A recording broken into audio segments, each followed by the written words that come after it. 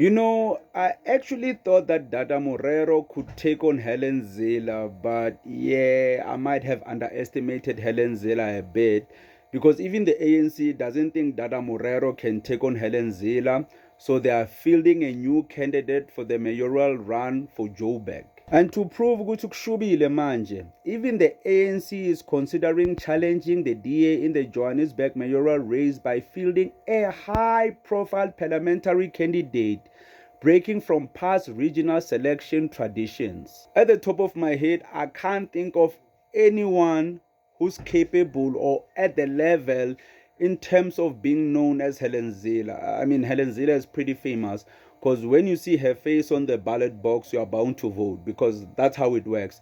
If you don't know the candidate, some people might vote because it's the ANC, but some of us vote because of the person, not the political party.